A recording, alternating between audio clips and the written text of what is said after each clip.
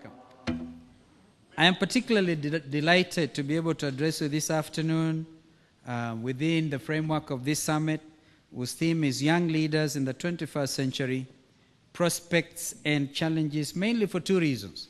One, having been tasked with leadership responsibilities for the past 2 decades and a half, I've gathered some critical knowledge and skills that I'm duty-bound to share with the upcoming leaders.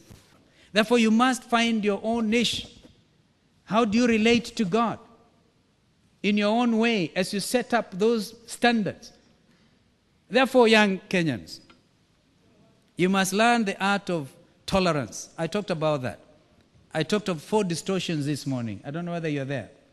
And one of the distortions that I identified was lack of religious tolerance. And I want to say within our national psyche as Kenyans, we are a very intolerable country, even in our practice of democracy. You may not like what I am saying, but if you are a true Democrat, you will know that I have every right to say it, and you will have your opportunity to disagree. But what do we do as Kenyans? We take the option of shouting. We are very good at shouting. Young leaders should never get into that culture of shouting down others, particularly if they are leaders. Listen to them. The words of the Desiderata actually say, listen even to the Tao and the ignorant. They too have their story. Therefore, you realize that teaches you the culture of tolerance.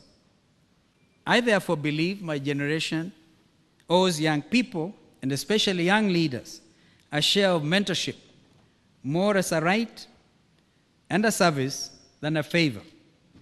2, the young people of today are obviously the real stakeholders of the 21st century.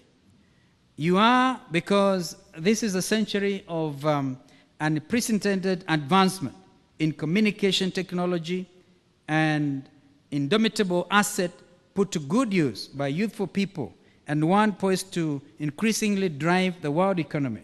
Social cohesion and knowledge transfer across the globe then become very serious imperatives. Besides, demographics alone indicate the young command more than 60% of the world's entire population, meaning that, as a popular song goes, you are the world.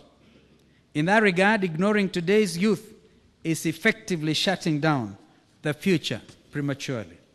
Ladies and gentlemen, be that as it may, the youth of the world are nonetheless in dire need of guidance. For instance, the popular culture our youth have embraced is a ruthless eraser of identity.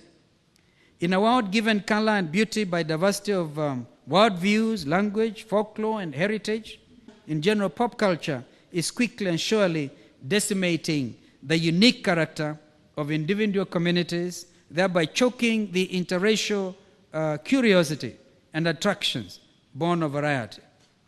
Even worse are the influences channeled through media that many young persons, in the face of the now or too common lack of proper parental guidance, turn to in an effort to understand and define their world. I have in mind such destructive tendencies as abuse of drugs and substances, and indulgence in unfettered sexual engagements, among others. Remember what I said about sexual abstinence? Remember that. Young leaders, the net result of a rudderless world where the devil take it attitude rules, especially where the youth are concerned, is the greatest threat to the decent stewardship of our families, our communities, and indeed our whole nations. Runaway debauchery and a carefree attitude towards life preclude the very possibility of the existence of a healthy work ethic that may be depended upon to propagate economic prosperity for our continent, for our country, and for our continent. Have confidence in yourself, because lack of self-esteem and confidence is the most demeaning character attribute. And you have to run away from that kind of temptation as far as you can.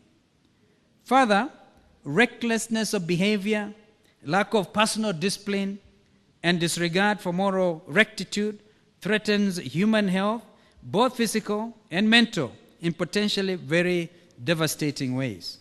Young leaders must therefore distinguish themselves by setting high moral and professional standards. Generations and epochs come and go, but certain basic standards of human interaction remain unchanged.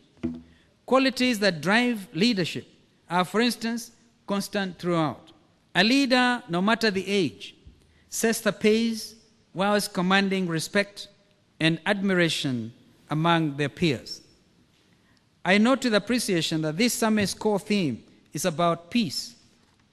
If there is a commodity whose survival is direly threatened in the current world order, then that is peace. The irony, however, is that most of the greetings human beings exchange the world over directly seek or indirectly emphasize the need to maintain or uphold peace.